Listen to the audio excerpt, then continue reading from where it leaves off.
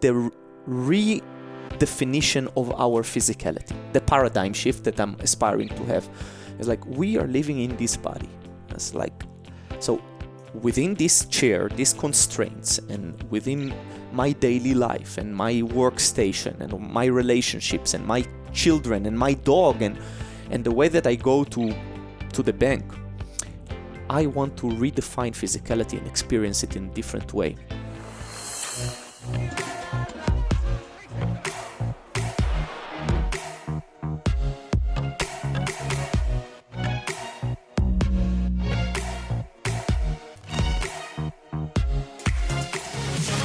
Welcome everyone back to the School of Greatness podcast. Very excited about our guest. Ido Portal is in the house. My man, very excited. Thank you so much for being here. Thank you very much. Now you are based in Israel, is that right? Not really. Not really? No. Yeah, I'm moving around. You travel around. all over the world. Yes. But you have a facility there, is correct? No, it's not my facility. Really? It's my students' facility. But those students are very close and almost like family, and we own and kind of operate facilities all over the world, and that's one of them. All right, amazing. I just watched the documentary that Brian did from London Real about your story and, you know, kind of this movement that you're creating and that you've been a part of. So it was really fascinating to watch. And we'll have it linked up in the show notes. Make sure you guys check this out. Really cool. But you've been doing movement your entire life, right? You started in Capoeira when you were a teenager, and I saw the videos of you. You were like a little ninja doing all the stuff you were doing. And then in the documentary, it talks about you traveling the world, seeking movement, learning how to move from different experts all over the world. Is that correct? Yes. Who were some of the practices that you practiced it in, and where did you travel to learn these styles? Mm-hmm.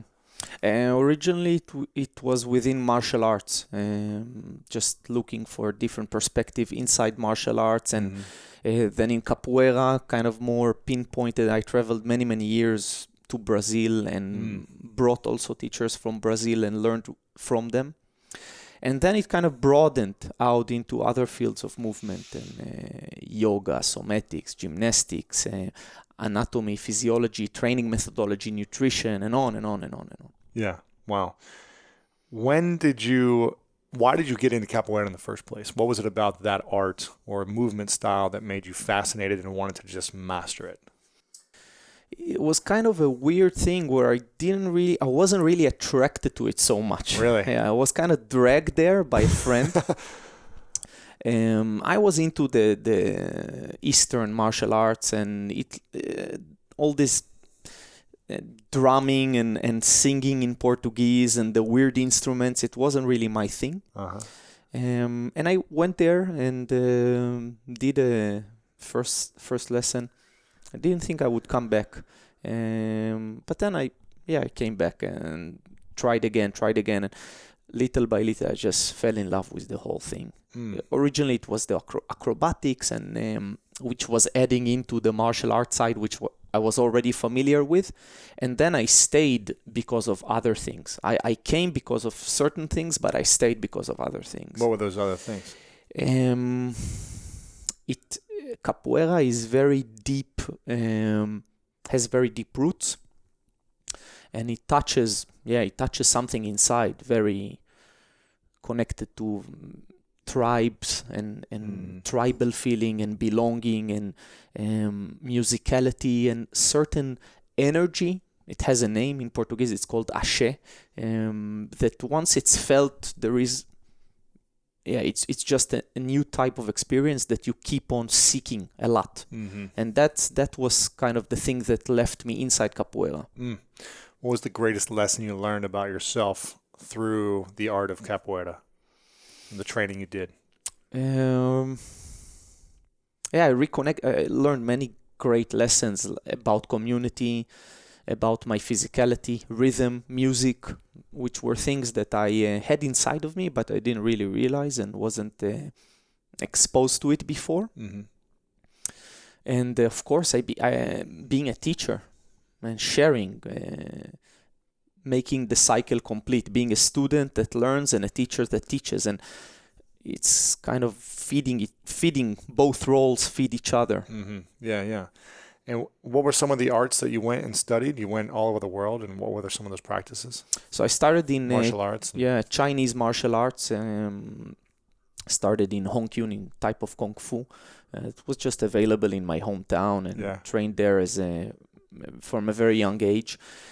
And then, I did karate and judo for a while, and got into some other things, went into capoeira, and then after capoeira I did boxing, and researched some other things. And what makes you fascinated with learning about movement and wanting to continue to grow and master these different modalities and practices and awareness about the body? What makes you so intrigued consistently? The question that should be asked is, what makes people not realize, like, we're all living in a body? How can you not? How can you not? Like, you're living in this temple, you have a physical existence. So how can you ignore it? How can you not have the curiosity to unpack some of that? And how can we not realize that everything that we want is connected to that body? Like, there is no other existence. This Cartesian state of mind is not working. It's not working for us. The existence from the head up, it's over. It's gone. It was a mistake. Yeah. What's more powerful, the mind or the body?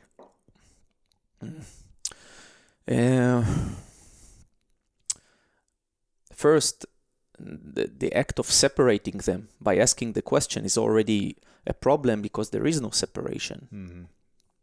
They are somewhat one, and we keep on discovering that the mind is comprised from the body, and the body is comprised from the mind, and there is no isolated existence of each. And we keep discovering more pieces in this puzzle, but it's enough already, all that we know, to understand that there is no separation. Yeah.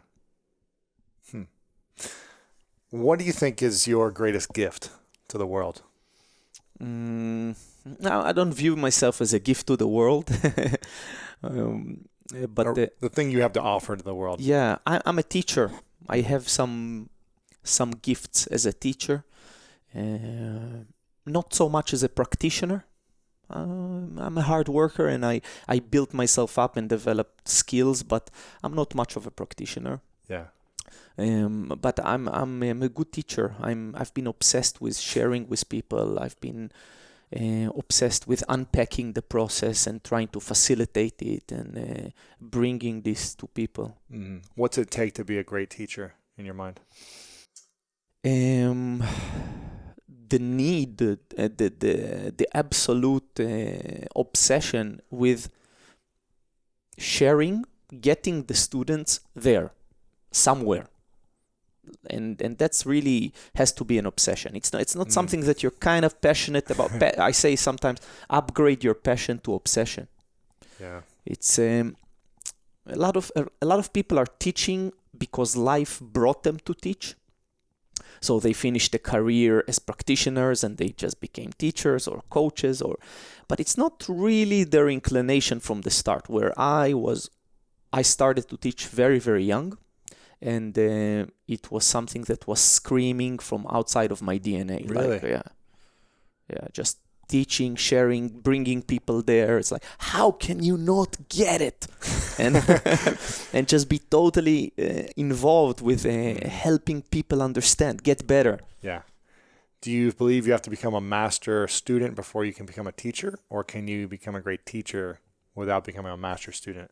No, you don't have to become a master practitioner. You have to be a student. A good student is another skill set that is, by the way, more missing than good teachers. Uh-huh. Sometimes I see all these training programs for teachers, and a good friend of mine, Martin Kilvadi, says we need a student training program, not a teacher's training program.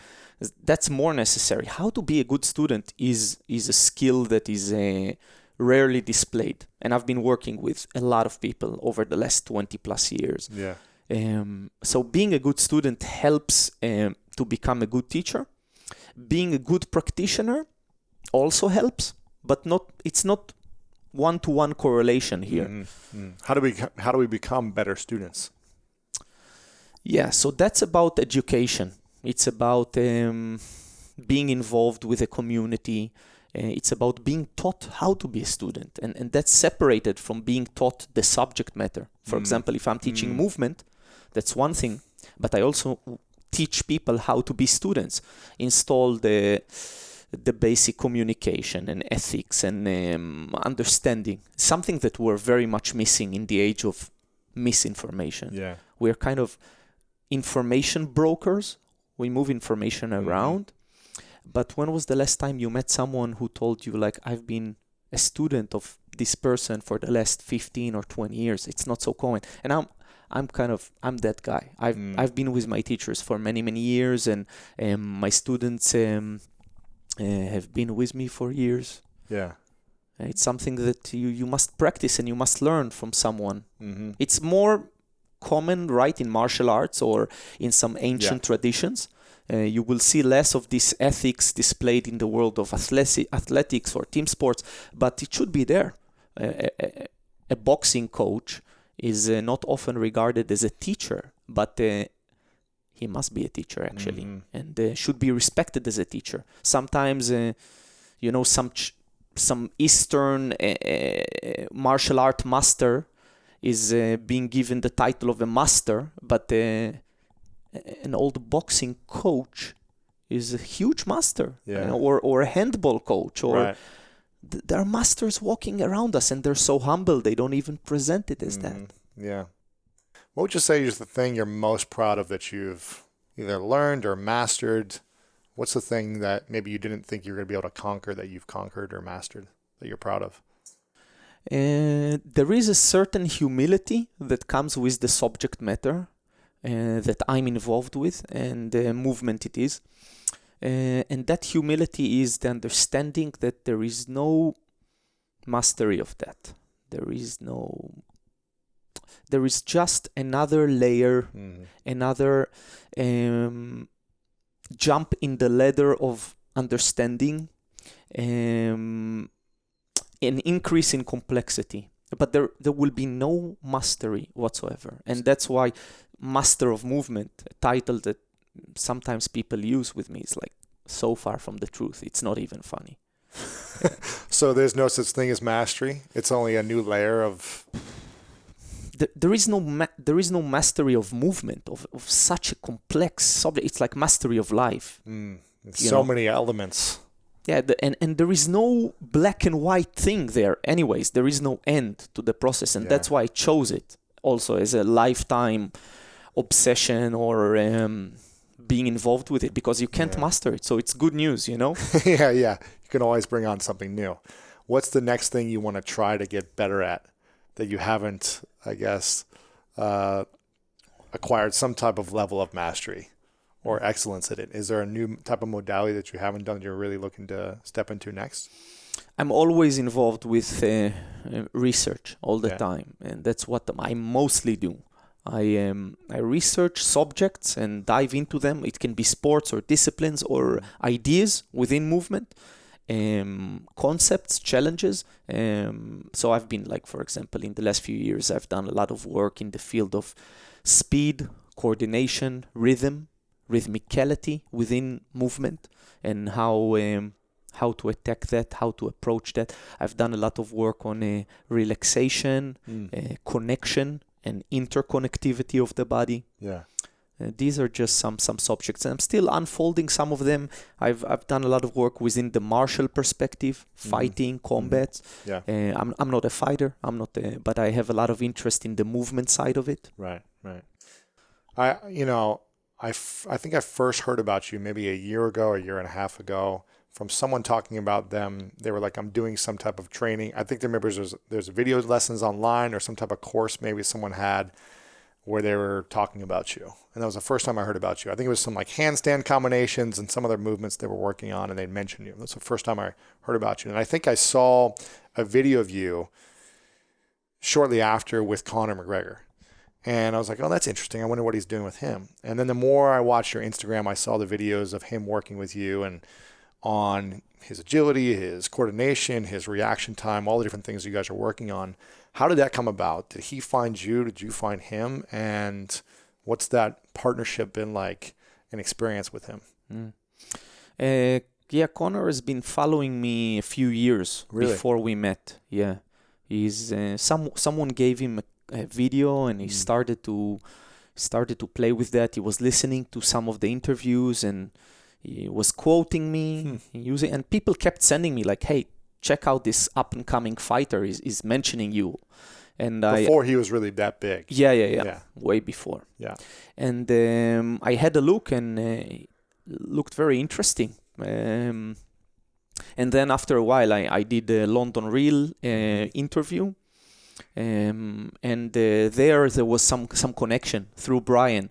And I was shortly after in Dublin, and we met for the first time. Brian made the connection or the introduction. Yeah, he made the introduction. Wow. And we met shortly after. I was in Dublin, and there was an opportunity. I went in there, and we had a session, and it was an immediate click. Really? Yeah. What was the first session? What did you do with him the first time? Was it some simple things, or what was it?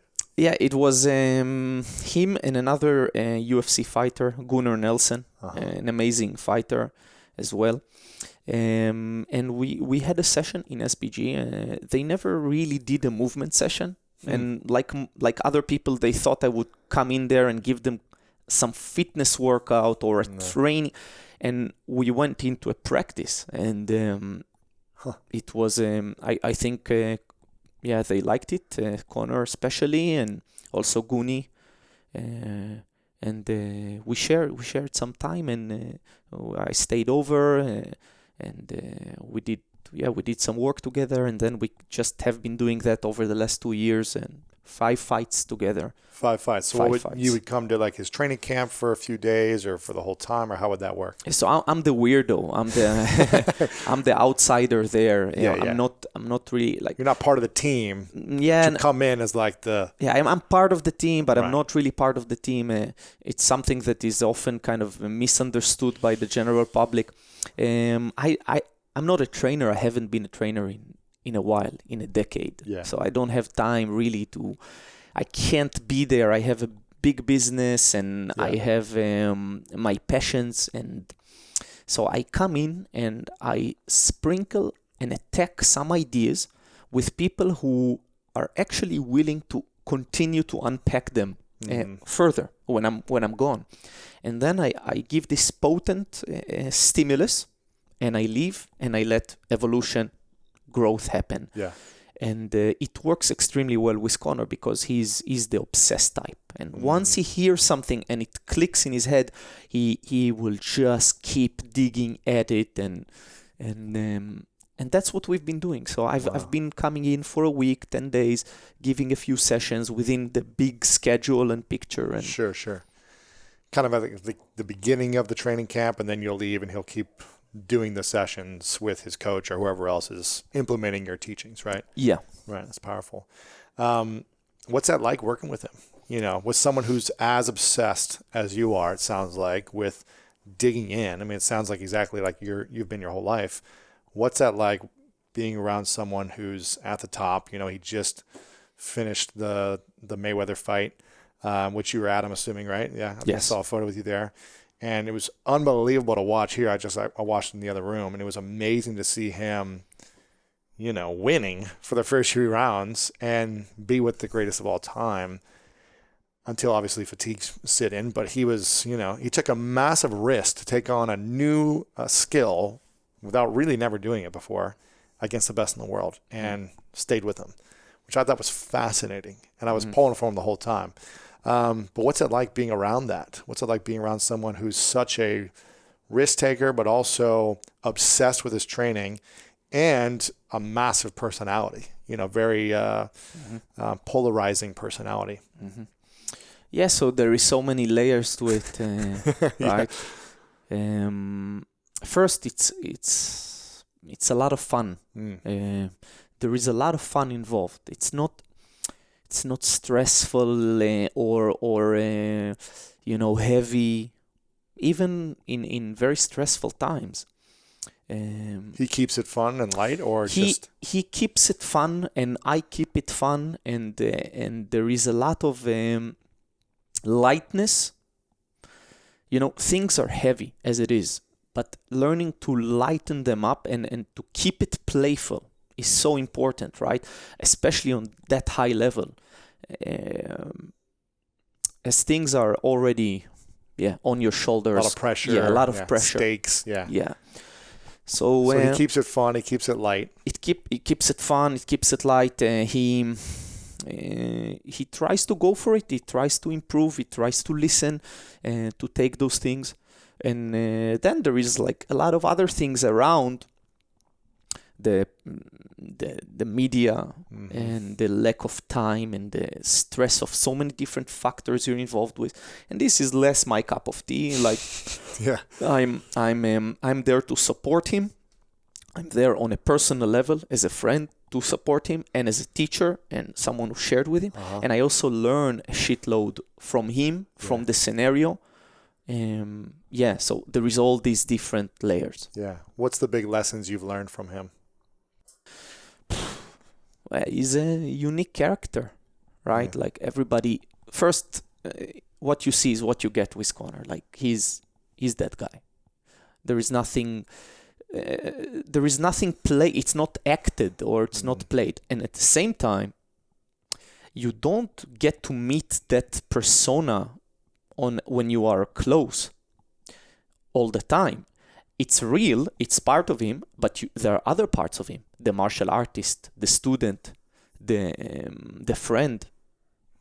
So you get to meet other layers. You don't get to meet that personality all the time. But you definitely know that it's there, it's real, it's him. There is no act, there is no script, it just unfolds in real time, in reality. And what is there is what you're going to see. You can have glimpses of that after a loss.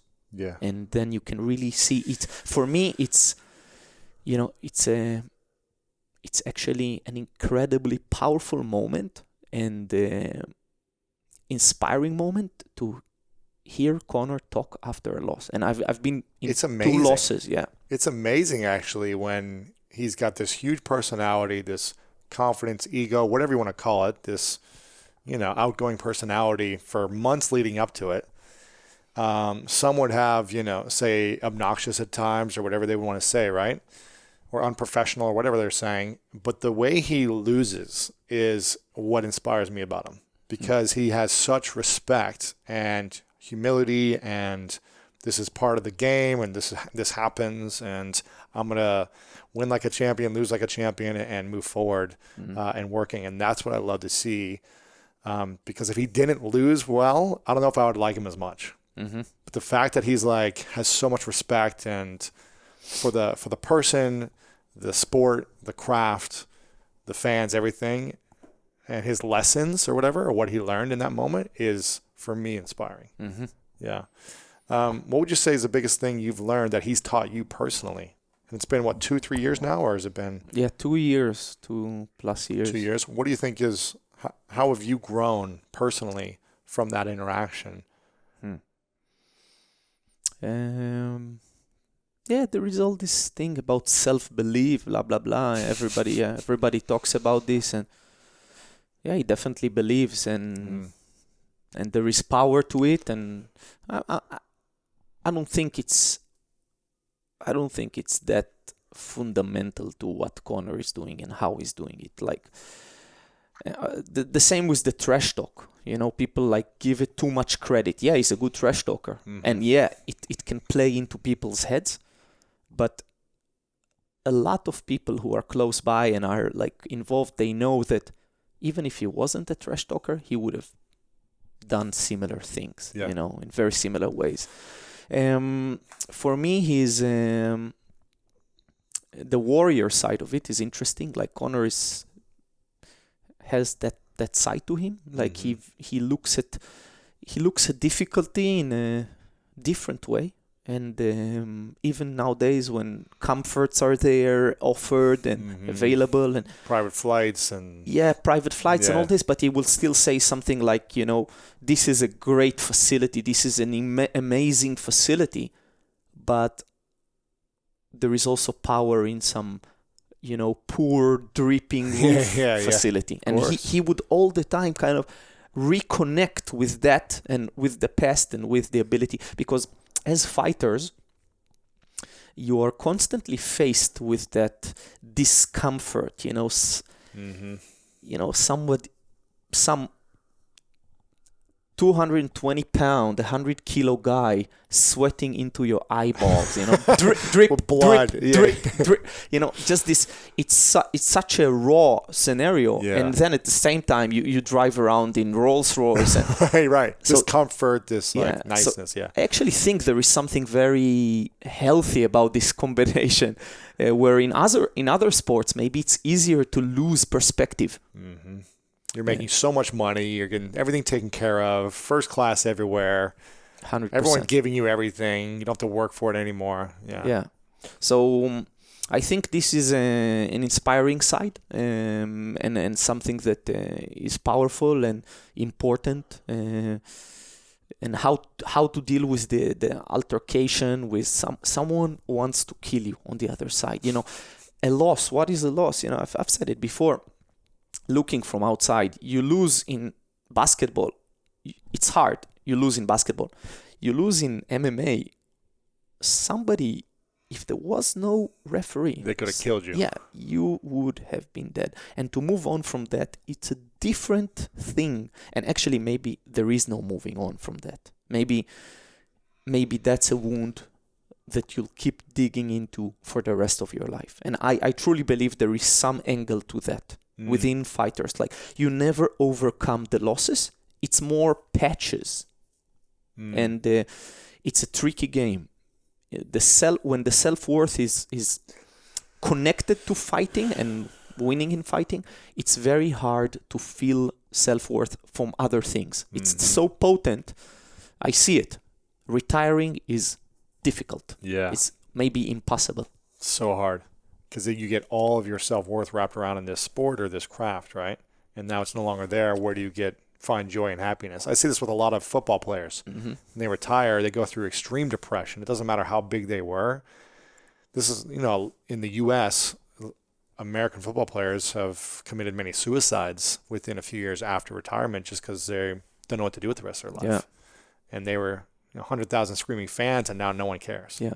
To move on from the craft, you're pointing at one thing that's very hard, but here there is another layer. Like, first, why would you move on from the craft? That's already a problematic practice. So it means, like, you play football. Why did you even start to play football? For money? Wrong reason.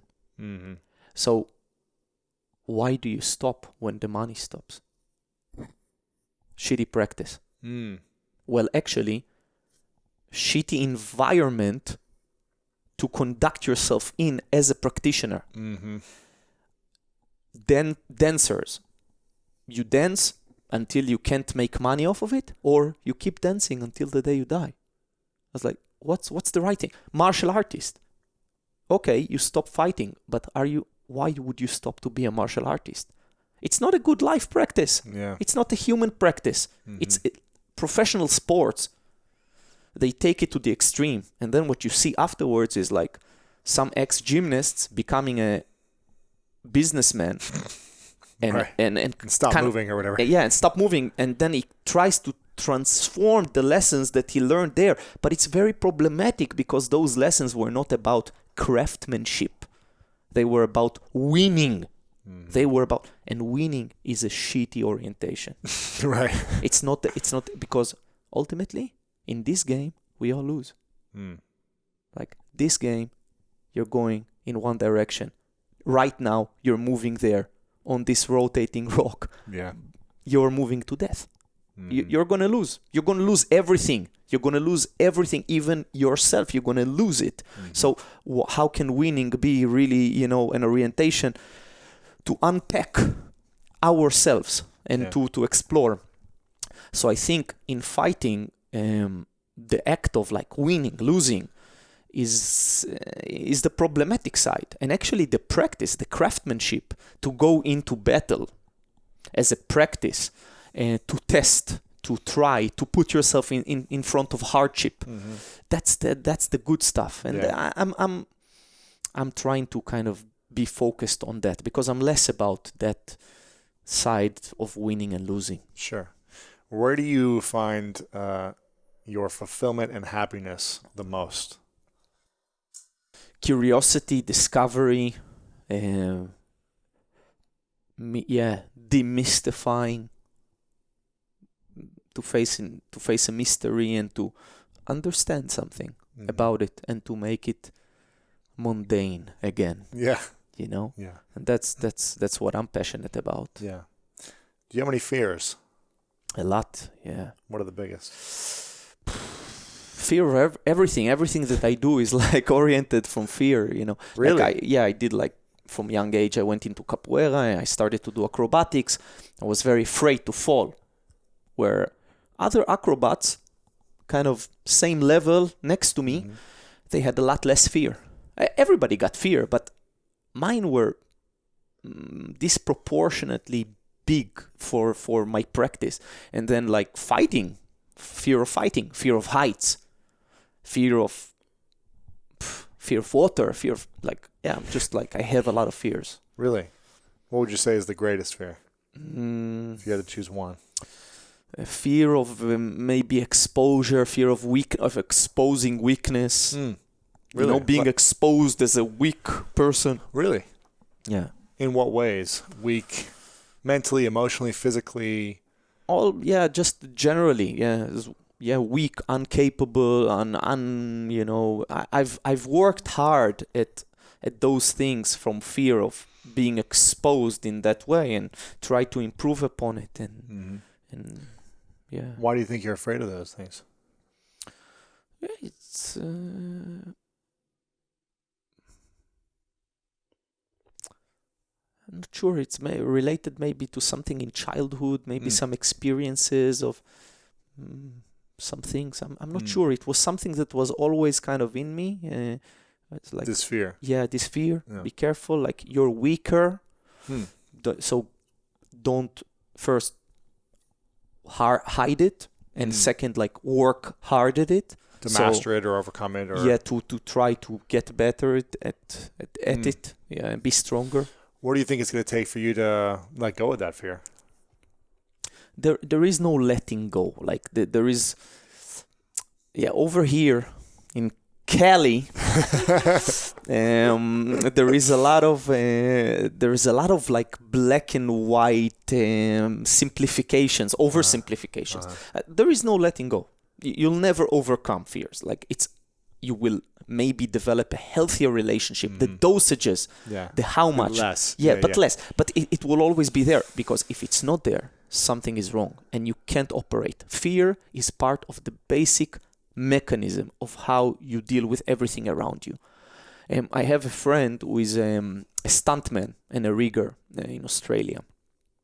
And he has questionnaires regularly when he goes to get a job. And they ask, do you have fear of heights?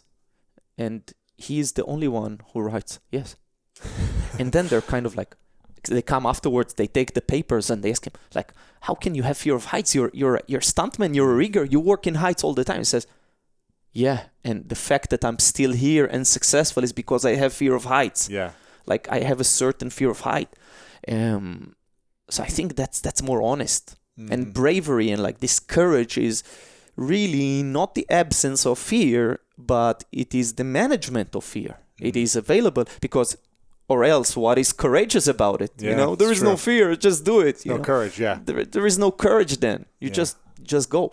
But to master yourself, to shit your pants and yet go out there and do things and act. So the doing is the actual bravery here. It's not the feeling of fear. Yeah.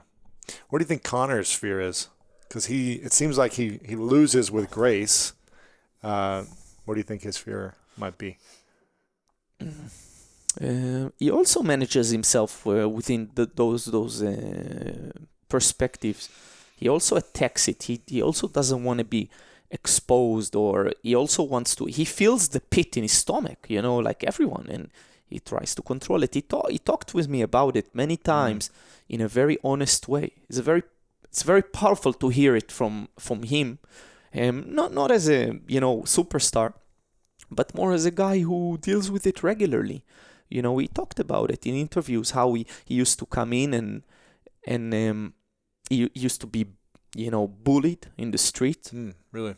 And used to feel that pit in the stomach, and he said, fuck, I don't want to feel it anymore. How do I deal with it? And then he went to martial art, and he had sparring days where you spar, and then he felt it again. And he said, oh, here it is. Now I have a process how to deal with it. And then he used to go into those sparring days as if they were real, fights. And then the sparring days don't deliver that same fear again.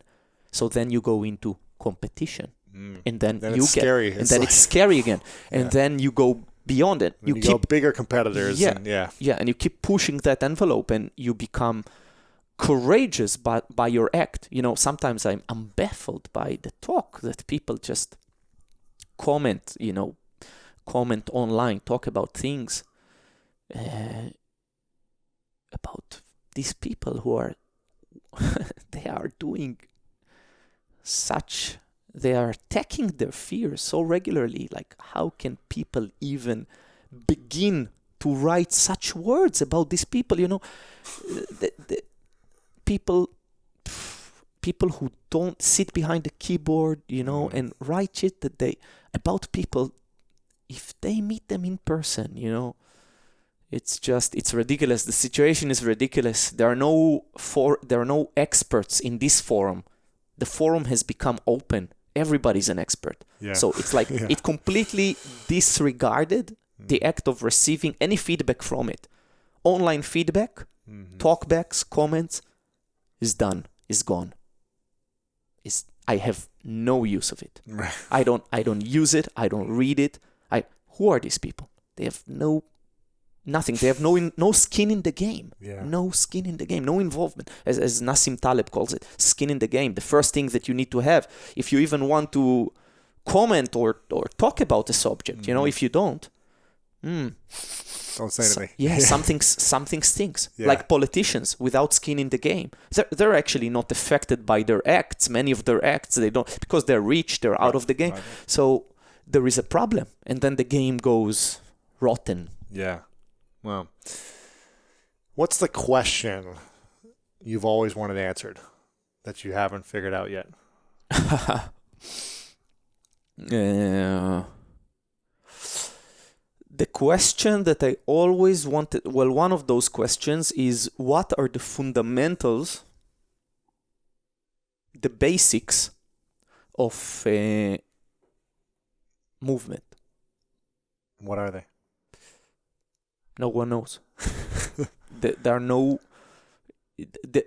are some ideas. There are some steps I took at it, and others over history, but no one really knows. And if somebody presents fundamentals of it, he is a bullshitter. He's not a real practitioner.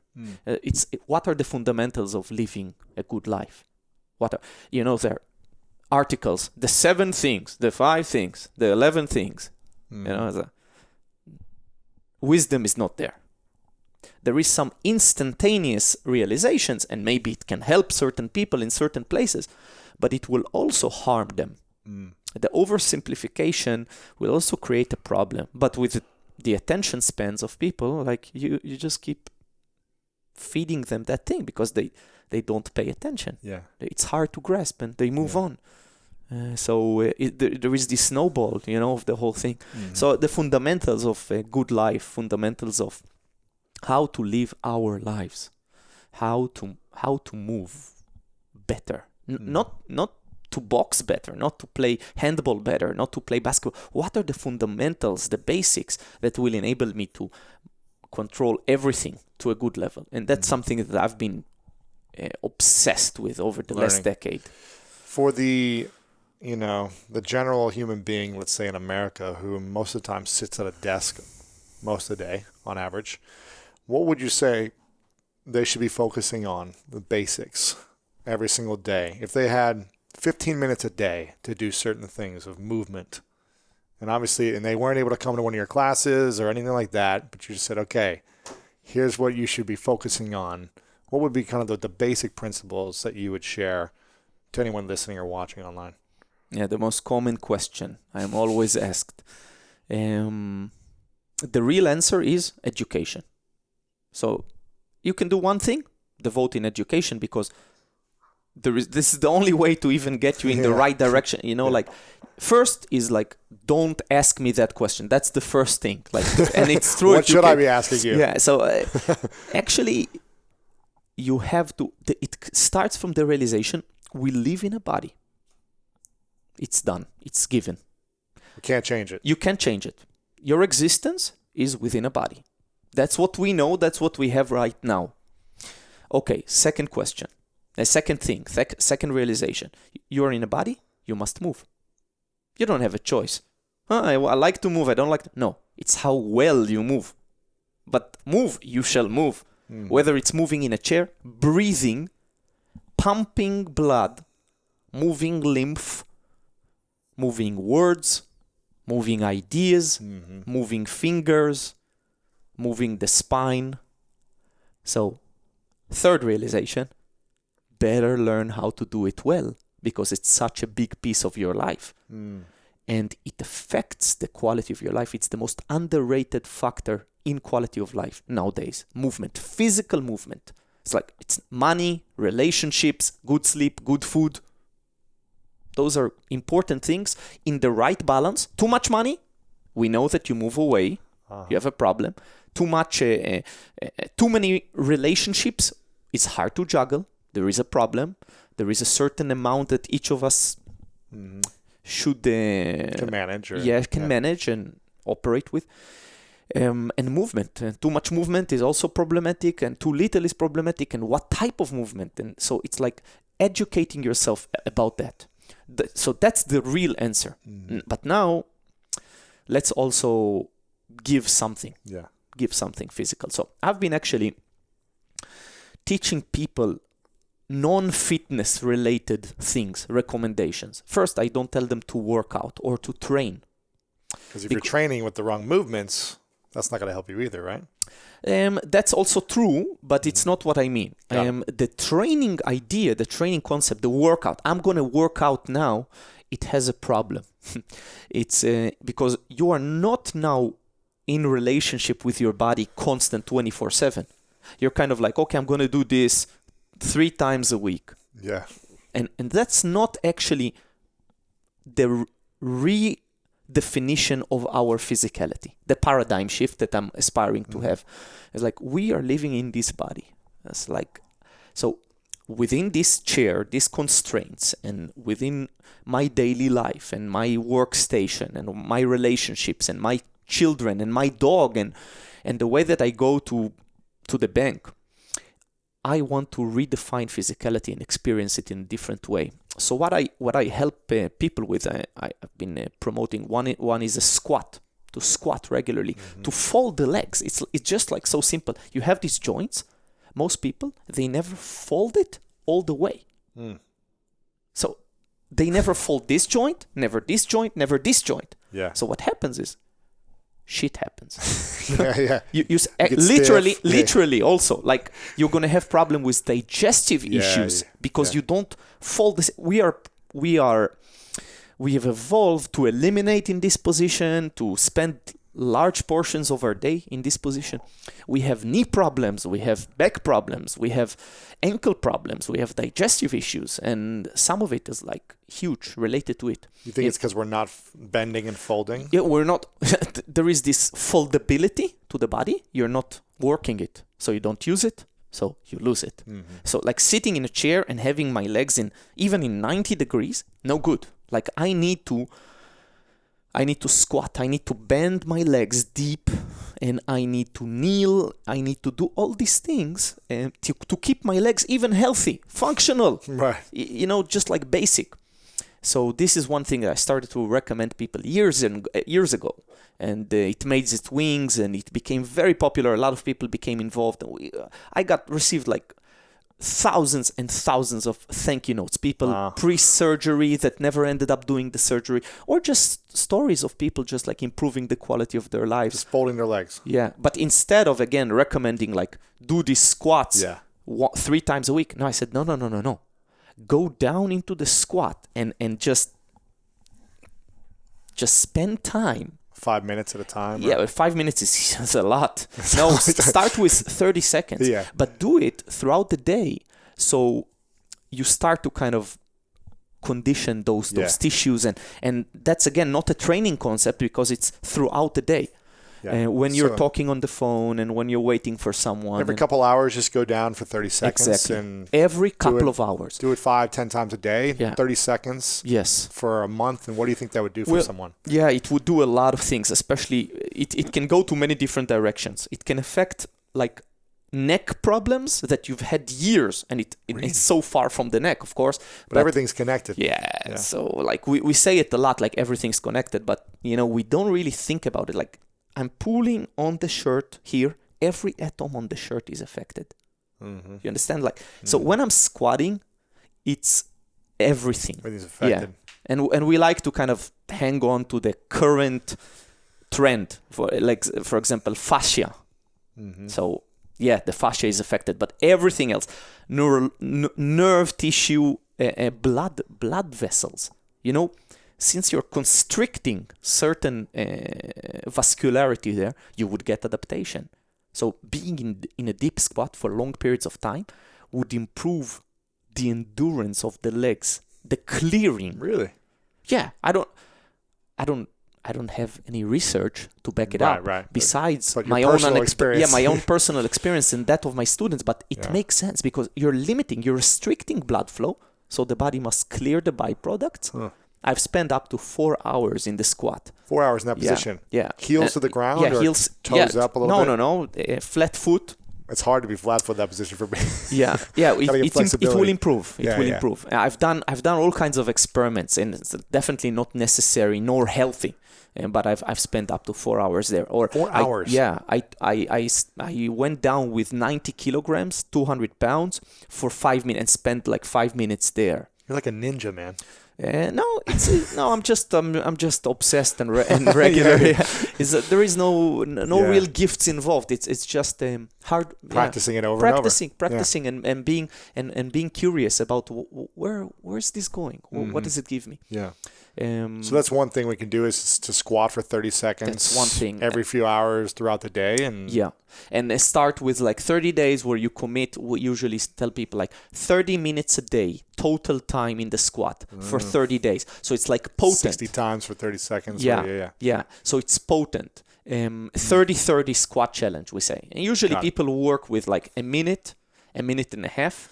But because you have to do 30 minutes, it's quite intense. But I did it for a reason. Wow. I did it for a reason. Because I know after even a week, the changes would baffle most people. Throughout the whole body, not just the legs, but well, it depends on your issues and your condition. But it baffles people. Just like, because if they are truly, like if you open a timer on your phone, 30 minutes, and every time you go to the squat, you start it, and then you stop it, and then you have to feel it throughout the day. You don't go to sleep before you do it, and you commit for 30 days, then you will see what it gives you. I'm going to try this, John. 30 minutes, 30 days. Yeah. 30 minutes a day. 30 days. 30 days. Yeah, and not in one go, but broken up throughout the day. Maybe it's a minute, 2 minutes, whatever you can do. If you need to elevate the heels, put some books below them, and little by little, probably by the end of the challenge, or even after a week, most people will not need any more elevation.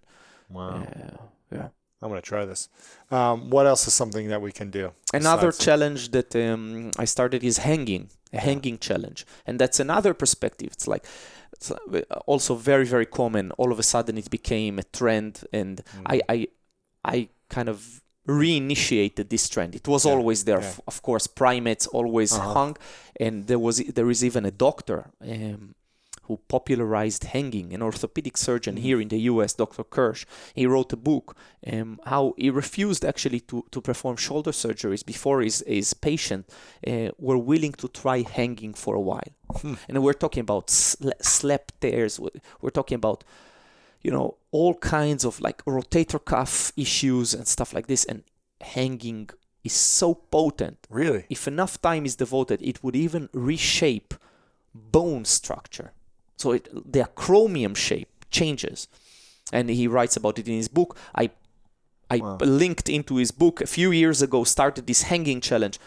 20,000 people from around the world went online. It became much bigger than that. It went everywhere. Wow. You hear a lot of fitness authorities mention it. Some of them don't even know where it came from, and I hear it like some people who really dislike me and my work, but they kind of recommend it from another perspective. But it's all good as long as it works for people. And that will do huge things for shoulders, elbows, wrists. It would do a lot of stuff for the lower back. It would do a lot of stuff for ribs, all kinds of issues with the ribs. You take gravity and you tell her, okay, align me. Right. So simple, like just hang, relaxed. And you tell gravity, like, okay, forget about the chiropractor. Chiropractor doesn't know as much as gravity. Like we're living on this earth. So just allowing gravity to do its thing, it's huge. Of course, it's much harder than to squat. Harder to hold. So then we start from 7 minutes a day for 30 days. And that's extremely potent. And you start in 30 seconds, 45 seconds. Some people cannot. If you have unstable shoulders, you have to engage in a different hang, more of an active hang. If you have stable shoulders, you can go more passive. Some people need to start with partial hangs. So with the heel still on the floor or touching the floor. But again, it's huge. And again, it's not working out. It's not doing pull-ups. Pull-ups will not... Just hanging. Yeah, because pull-ups will not condition those tissues. The adaptation will not go into those specific places that we want it to go. It will not reshape your structure in the same way. It will work the muscular tissue. Yeah. What about being upside down? Handstands. What about it? Being upside down, is that something that people should practice or learn to master? No, it's more of a fun thing. Well, it's not as important. It's not as important. We've been inverting ourselves for a while, and some animals do it. And it's such an ancient concept. Like, can I? Yeah. Just like a kid, they all try it, right? They place their hands on the floor and it's like, put the head down. And can I? It's a beautiful concept. Some people say natural movement. I'm not into natural movement. I'm into all movement. And a handstand is regarded by some not as a natural movement, but let me tell you, there is nothing on this planet that you can do that is not natural movement. It's like everything is natural. We're living in a body, for God's sake. Everything is carbon-based shit on stardust planet, So it's like we have created these things, and we are naturals. Hence, everything. The word natural doesn't mean shit to me. I don't use it. It's not. Oftentimes, it's being used to describe what I'm doing. It's not. And handstand is a great movement to do. It's maybe not so basic. And it has some benefits, like you can develop some nice strength with it. You can develop the proprioceptive capacity. Vestibular system is challenged, like the inner ear balance. Yeah. It's a nice thing. You can play with it, and it's definitely, if it's available, why not? Sure. So we got the squat, we got the hang. Is there anything else you'd recommend? It's enough. Those two things. If we do those two things, 7 minutes a day and 30 minutes a day for 30 days. You can do them both at the same time, you think? Or do one challenge, then the next? I wouldn't. And that's why I'm saying that's enough. Because I can keep going, but just like these books on the bookshelf, people don't read them. Yeah. So they want 5 book recommendations. Say, no, you get one. Do one. Yeah. Do it, and then let me know when you're done. Do it. First do it. Once you do it, you feel benefits or something, you will continue to unpack. Yeah. You will continue to go after it. It's like, this is the modern problem. That's how I deal with it. Too much information. Yeah. Too much information. So don't add more into the, be simple, be accurate. Yes. Yeah. Even giving 2 of these challenges is a lot. Is a lot. Just we'll start, delete that part. yeah. No, So so if you have more issues with your shoulders, then I would go more with the hanging. If it's more with the lower body, digestive issues, then I would go more with the squat. And if it's somewhere in the lower back, both can benefit. But I wouldn't do both together. And definitely like go for one and then go for the other and see what it gives you. What would you say is your vision and your dream? To redefine physicality in this way, and to have people start to talk about their physicality and exchange about it and develop it. Movement. In a new way. Not as a sportsman, not, like you're a handball player, football player. What do I have? I'm a martial artist.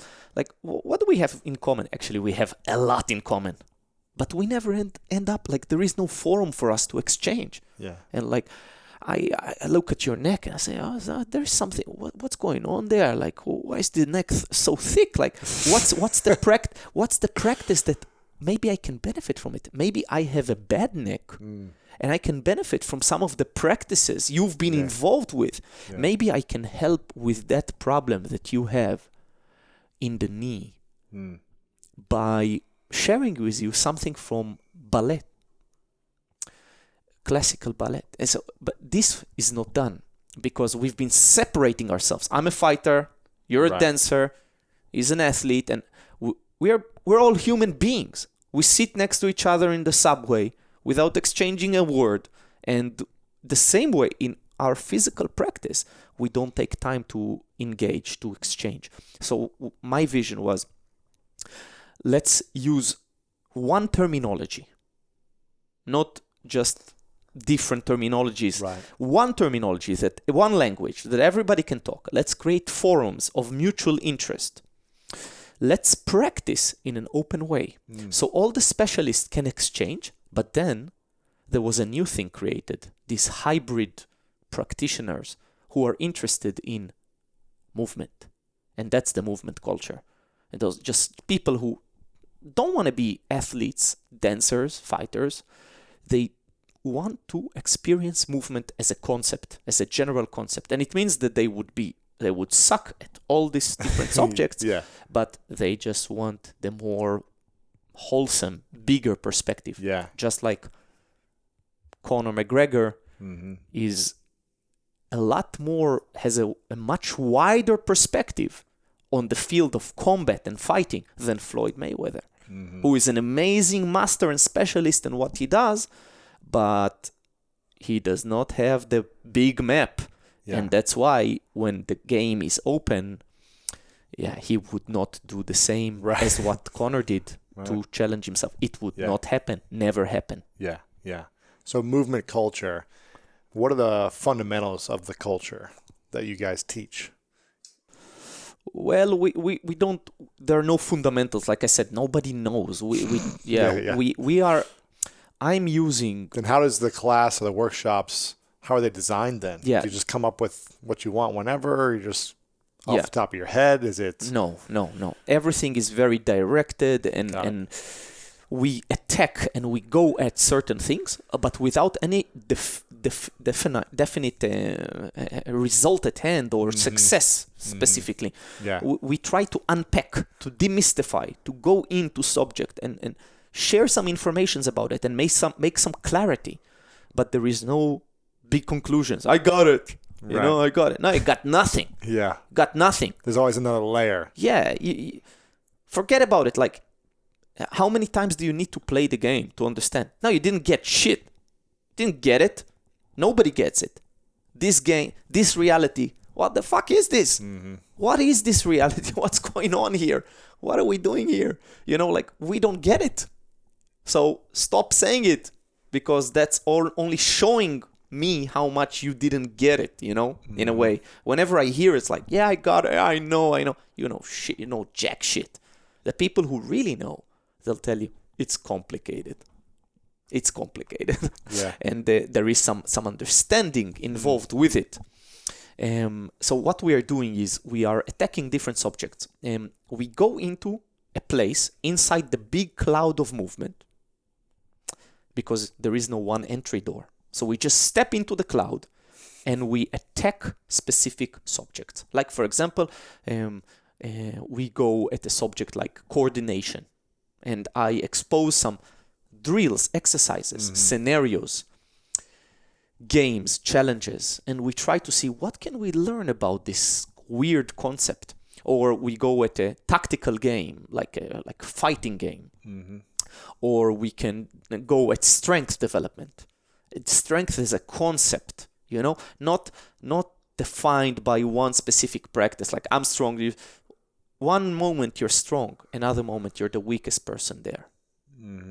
It's like you will meet a gymnast, you will feel extremely weak in the perspective of gymnastics, but the gymnast will meet you in collision. Oh, that's a bad day. It's a bad day. So, like, the strength is not one entity, and we keep on kind of simplifying. Oh, you're really strong. People tell me you're really strong. You don't know what I am, and you don't know in which scenario. I'm also extremely weak in all kinds of areas, So we just attacked some of these subjects, and we go at it, and we discover some things, and we really practice hard. Like, it's not just an open thing where you're just like floating around in a hippie way, and it's you create a context, you create a container, a challenge, you tag it for a period of time, and then you move to the next challenge. And that thing is like the beautiful part of this practice. Like, okay, let's dig at this subject. You really go at it, you're fully involved, and then you kind of disconnect from it and you go to a different perspective. When someone takes on a training method in this way, as opposed to a 30-minute run or a HIIT workout or a lift or whatever, what's available for them on the other side? Taking on all these different things, of coordination to, stick games and tennis ball games and all these other things you guys do, strength games, whatever it may be, balance games. What's available in their lives that's different than just a normal type of training that we usually see at a gym? There is no better or worse here. There is just like I think you can bake bread and you can be happy. So, like, happiness is not the orientation of the practice, nor is it an attempt to be better at something besides the understanding of the general concept of movement. And that's what you will get from the practice. You would get more of a bird's eye understanding who's who, what's what, when, where, how much. And that would give you something. So it means I can work with fighters one day, 1 week, and I have an understanding of what's going on there immediately. I'm not good at it. I can't fight like them. I can't fight with them. But I have an understanding of what's going on, what is needed, where is missing. And then the next week, I'll be with contemporary dancers. Next week, I will be with professional acrobats. Next week, I would be with tennis players, soccer players, etc. So there is a general understanding of physicality and movement and how the body operates in all kinds of different subjects. And then there is a lot of humility that comes with it on the level of a practitioner and as a teacher. I'm sure, Who would you say is the most influential person that you've had in your life? My mother. What's the big Which thing? is the very common answer by many people, like they would tell you their mother. But my mother is something else. What is it about her that has influenced you, or the greatest lessons you've learned from her? My mother is a very unique person. She's everyone that ever met her knows. She's practicing with us in the movement culture. Really? She comes to events. She's 67. Wow, that's cool. Yeah, she's an amazing hard worker and very involved. She's also a Buddhist, and she lives life like no one that I know. Like, she's really she's approaching a certain mastery, because nobody really masters, but in the way that she lives life, this is what she taught me. Her ability to view reality both in a very real and honest way, and at the same time very positive and happy way. But it's not the happy peppy way, which is like sometimes disengaged from suffering, problems, complexity of the situations at hand. So I think she's taught me a lot about that. She taught me the power of narrative in our lives. She works with narrative therapy and does like, what's the story? Like how actually Lewis is a construct. You understand? There is no Lewis. Lewis is a construct. Is a story you keep telling yourself. And others constructed a story called Lewis. It's a drawer filled with meaningless thing alone, but together somehow it works. It's an invisible loop, as Hofstadter calls it. It's a weird self-referential entity. You keep referring to yourself, but there is no other references. Right. It's like and this is very powerful to understand. We're just stories. We're just like, so if we are stories, what happened to you truly doesn't matter. What you tell yourself happened to you. That's the story. That's the narrative. That's the powerful thing.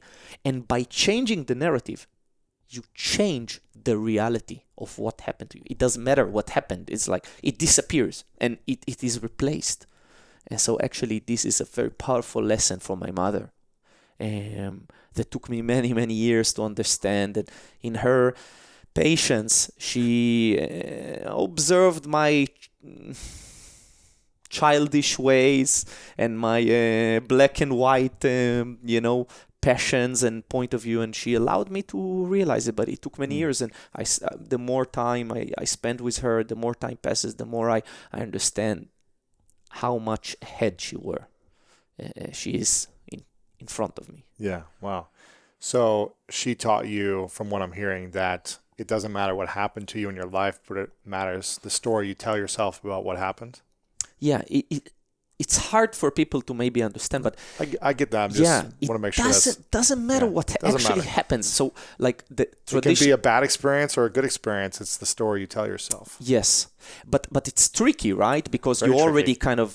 You put a tag on it. So, but by observing the narrative and focusing on the narrative, you have more powerful tools at your disposal to deal with it. Instead of like digging at the past, what happened when you were 6 years old, and what happened in that room? Like, what? I don't know. And then you dig at it. Traditional psychotherapy. You go there and you scratch at those doors, and that doesn't matter. What did I tell myself, and what started to unfold from there? How it affected my narrative. This is something I can work with because it leads to the present moment. So I can retrace the story better than the actual occurrence, which is like a leap. It's a jump. I can retrace the story that I told myself. It's like a breadcrumb trail back to the origin. Wow. So what's the story you want people to know about you? To know? I don't want people to know. It's not something I orient myself towards. It's the wrong search in my eyes. I'm not trying to portray myself. I'm trying to discover. I'm trying to be. Yeah, to become. What are you trying to become? I'm still working on that. So figuring it out, or figuring out, who I want to become. Existing is kind of a weird thing where it's like it's a given, but then it's not a passive thing. So it's kind of a given, but it's not just you have a lot of say in it. And I think it's very powerful.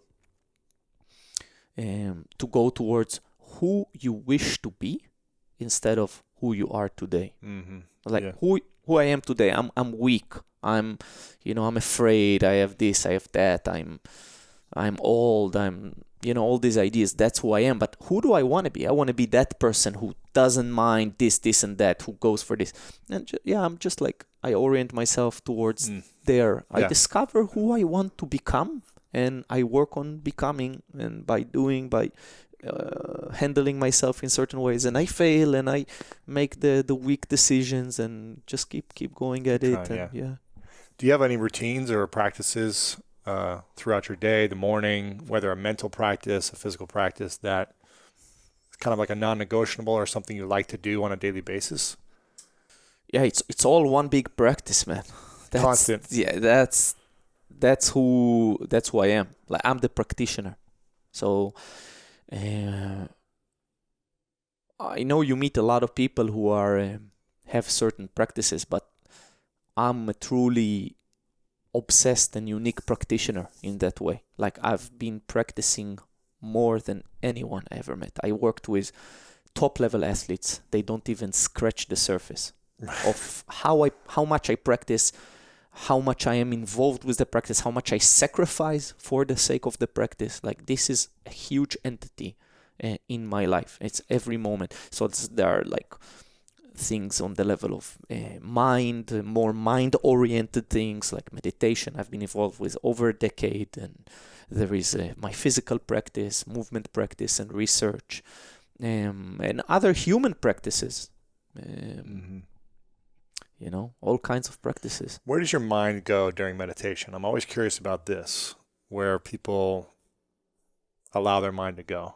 Do you think about something specific? Do you visualize something? Do you see yourself outside of your body? Are you mastering a certain discipline or focusing on a discipline? Or what is the mind going during meditation for you?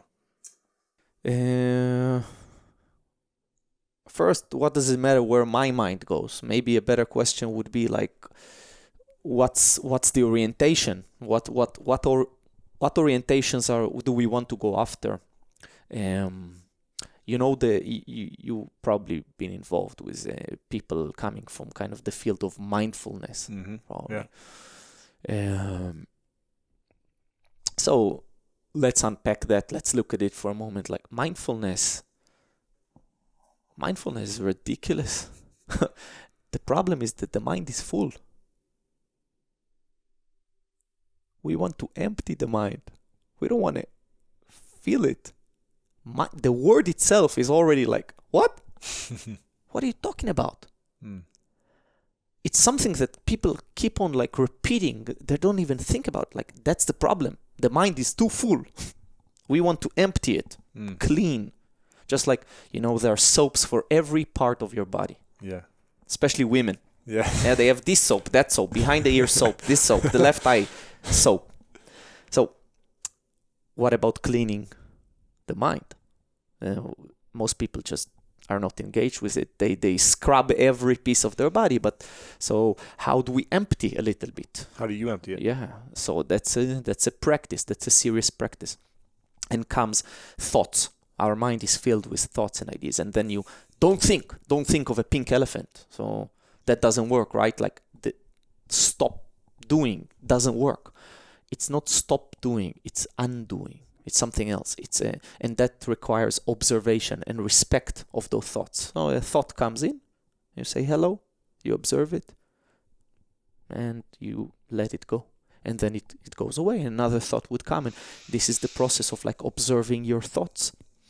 And little by little, there would appear a little bit more space there in between thoughts, a little bit more time.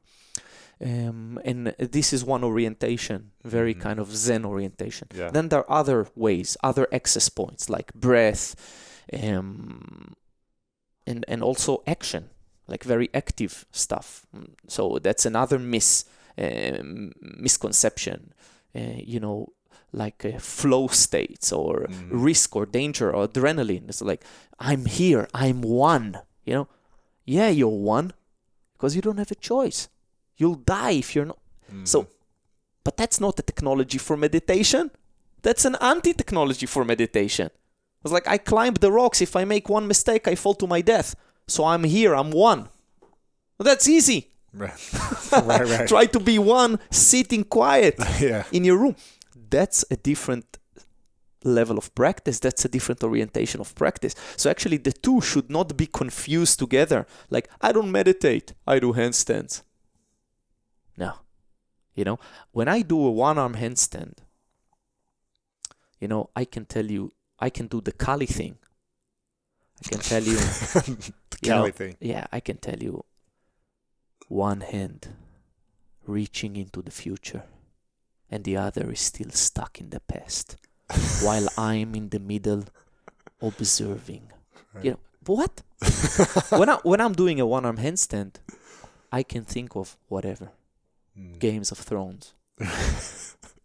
And that's why I can do a one-arm handstand. So the actual achievement, the ability to practice it, allows you to be automatic. So is it a technology for meditation, or is it an anti-technology for meditation? You tell me. It became an anti-technology for meditation. So when I'm doing one-arm handstand, my mind races. When you play football, you might be involved to such a level, so you're involved, but that forces you to be involved. So that's also an anti-technology for meditation. But we are searching for something else. And that requires stillness. That requires stop movement. So my movement practice is supported by my no movement practice. Really? How often are you still or not moving throughout the day? Every day. How long or how Sometimes often? I've went as far as 15 hours a day. Where you didn't move. Isn't your life about movement? It is. And in order to understand anything, you have to experience its exact opposite. To any high level, like you want to master war, you have to be a master of peace as well. It's like that's another basic requirement. Or else, how do you know the boundaries? How do you know, how much you really know the subject matter?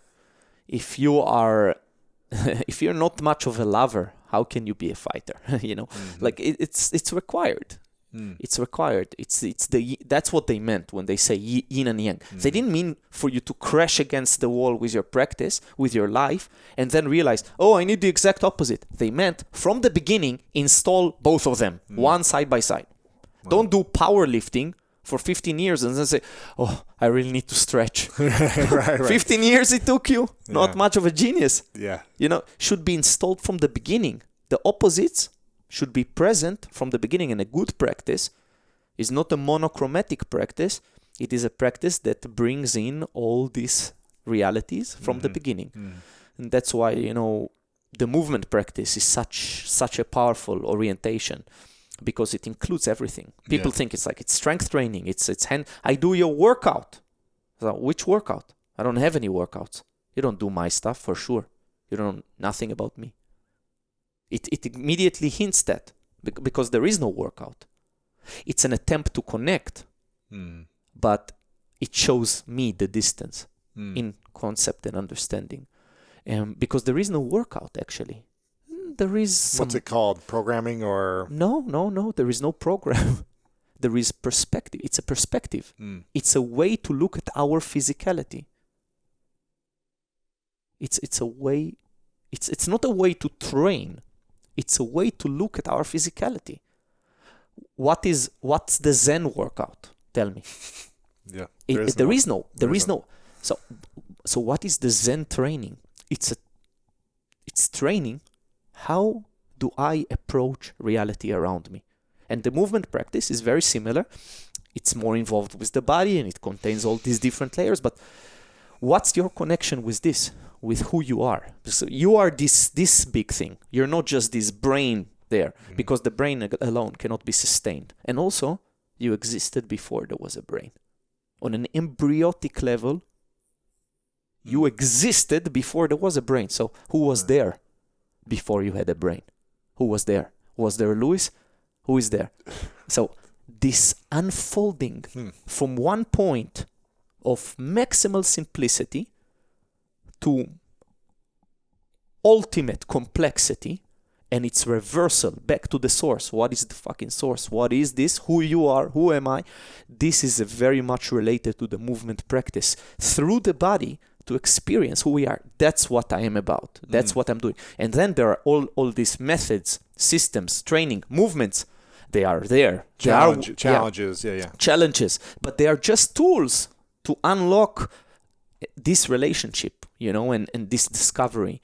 And people just cling on to them because they just simply did not dig hard enough to discover. And it's okay, as long as it brings them in, Yeah. How did I get here?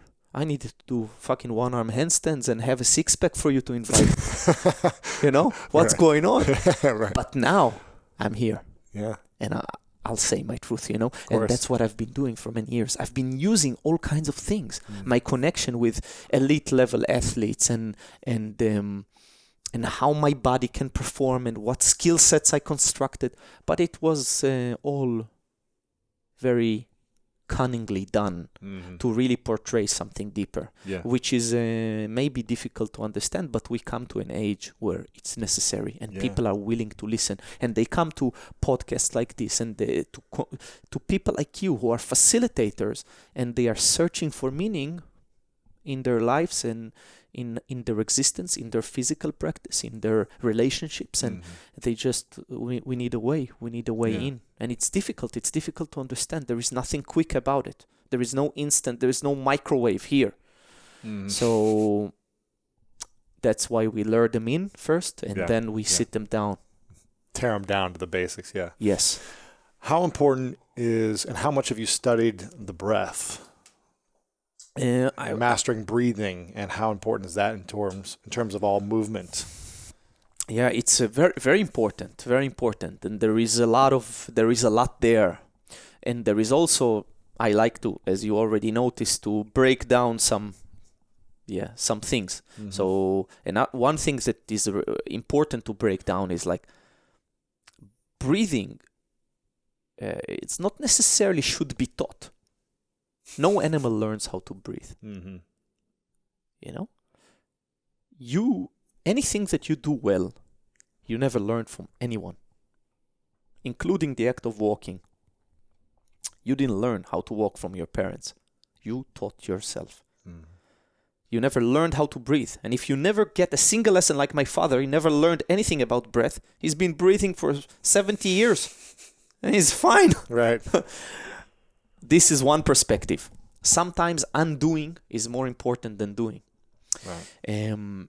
Another perspective, after we break the eggs, and again, the black and white people say, yeah, wrong, there is so much in breath, and you can learn, then you can... Of course there is. There is the yin and yang. Yeah. But let's present the other side. The breath is a gate, and you can get a lot through it. You can affect your chemistry, your experience, your state of mind. You can fine-tune your reaction, your emotional content, your activation of your body, motor unit recruitment. You can affect your relationships with breathing. If you have a breathing practice, you have a gate towards things that you think they're out of our control. But actually we have certain control, we can affect them. And I've learned a lot about it from the ancient yogic methods, pranayama, and into the Slavic methods, the Russian orientations, and the Western points of view, and the martial arts, and the therapeutics, and the somatic practices. You've studied all of it. I've studied, I wouldn't say all, it's never a lot. I've devoted a lot of time to it. To the breath. And to other subjects. Yeah. Sure. I'm obsessed. I'm an obsessed reader. I've been reading 3-4 books a week for the last 20 plus years. I'm an obsessed practitioner. I've sacrificed a lot of things. I'm not a family person. You're not a family person. No. Yeah. So I've sacrificed a lot of things to become to understand more, to discover more, and that's why I know some things about the subject of movement, and breath is a big one. So there is a lot there. There is a lot of discoveries. I've had a lot of crazy experience through breath on many different vectors and orientations, like from ecstasy into out of body experiences, into visual effects, into the like proprioceptive distortions, how like the body is perceiving itself, to connection to death, to connection to birth, like a lot of different things. And breath is big. Wow. Yeah. You played with breath? A little bit with Wim Hof. Do you know Wim? Yeah, I've heard, of course. Have you studied this stuff or no? No, I haven't studied his stuff. I haven't met him. I met some people. They showed me some things. Yeah. You would like him. I mean, he's obsessed like you. So I think you would appreciate his obsession with mastering his craft. And I think you could learn something, just like with anyone, you can learn something powerful from that practice. But I'm assuming you've already done a lot of the breath work. But I think if you ever want that introduction, let me know. I'm happy to connect you to him. But he's definitely a one-of-a-kind human being. Interesting character who looks like a character, yeah. Who looks like a character. He is a character, but he has a massive desire to support a lot of people through his practice, his breathing method. And it's helped a lot of people heal. It's helped a lot of people, relax, have control over certain areas of their mind, or a sense of control and freedom. You know what I mean? Yeah. Very cool, man. I'm going to ask you a few final questions. Actually, I'm going to let Jen ask a question first. Do you have any questions you want to ask? I'm putting her on the spot, but do you have a question? Anything come up for you? She asked, what books are you reading right now? Yeah. I'm reading some literature things. I'm rereading a few old books. Reading a text on neurology. And what else am I reading? I have like my toilet book. Yeah. I have my before go to sleep book. I have my traveling book, my airplane book. So I'm thinking, yeah. If you could only, this is going to be hard, but if you could only recommend 3 books to people forever. There's only 3 books. You said, here are the 3 books you're going to recommend. These are the only ones you could ever give to someone. What would those 3 be? About anything. Yeah, no way to start to answer that. If I know something about that person, I might be able to recommend. Like, for example, with many of the fighters I work with, I give them Meditations by Marcus Aurelius, which is a very powerful book for someone who is confronted by challenges, big challenges, or if somebody is let's see, there is a very excellent read by Viktor Frankl, Man's Search for Meaning. Yes, yeah, it's a very powerful book, very close to our hearts, Israelis and Jews, very powerful, and it's a book I can recommend to anyone. Yeah, like most people can benefit from it. The final one. And the final one. There is an excellent book for people who are interested with movement, and it's related to the word play and culture. And I've been recommending it a lot, and it's the classic Homo Ludens, Playing Man. Homo Ludens. Yeah. It's an excellent read about how play and culture are actually so interrelated, they can't be separated. Like, there is no decision whether you like to play or not. You are play. You are a product of play. Like, there is a necessity to approach things in a playful manner, and it's directly interlaced into our being. So, and that's something very powerful. We talked about play and games. Yeah. Sometimes people hear it and they have this idea of like, oh, this is play, game, whatever. No, like, there is nothing else. Like, actually, any form of training is a play. Yeah, it's a play. Animals play before humans were here. Like, so it's like interlaced into nature. So maybe you can relate to it as a sports person, as a player, as a jock. When people meet you, they categorize you. He likes to play. And they have all these ideas, preconceived ideas about you. And actually, businessman. What is the world of business? It's all one big play. And if you try to shove it down and you disregard it, like, it would rear its ugly head in all kinds of ways. So, like, we must play. Sure. This is a couple questions left for you. We're going a little longer than normal, but I love the conversation. This is called the 3 truths. I ask this at the end of every interview. 3 truths. You've studied with some great masters, teachers all around the world, many different practices, modalities, from your mother to other masters all over the world. And let's imagine that this is the last day for you. For whatever reason, it's over. And you got to share, you had a piece of paper and a pen, you got to write down 3 truths, 3 lessons or truths that the world would have from you, and that's all they would have to remember you by. These 3 things. They wouldn't have any videos or anything else you've ever said. This is it. Piece of paper. Write it down. What would be your 3 truths?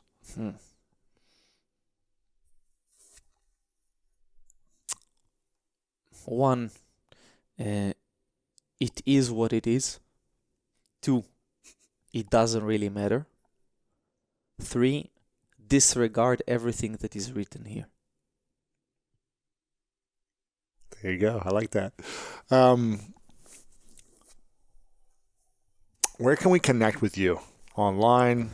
What's if someone wants to learn more, if they want to get training from you or video content or come to workshops, what can they do? How can they get access to more of you and your information? Yeah, we have an online presence, and we're an educational body. We offer educational services. We have events all over the world, and there are camps held, all kinds of different subjects. Some of them are more experience-based or other. And then we have also online support. You can always hit us for that. Very soon we will be launching a very big revolutionary platform for that we've been working for many, many years now. Really? Yeah. So everything, www.idoportal.com. Portal.com. Yeah, idoportal.com, one word. Yep. Anyways, if you know, on the day of Google's, like you just put the word in, you will find it. Yeah, we are on Facebook, on Instagram. Any help that you need from us, you can email our office, info@idoportal.com, and we will try to help. Very cool. Very cool. Before I ask the final question, I want to acknowledge you for a moment, Ido, for your incredible ability to be a master student. You're constantly searching to master new things and to become a master of your mind, your breath, your body, movement, life in general. And I feel like you have this great mindset approach to living a good life, even though you're still trying to figure out what that means.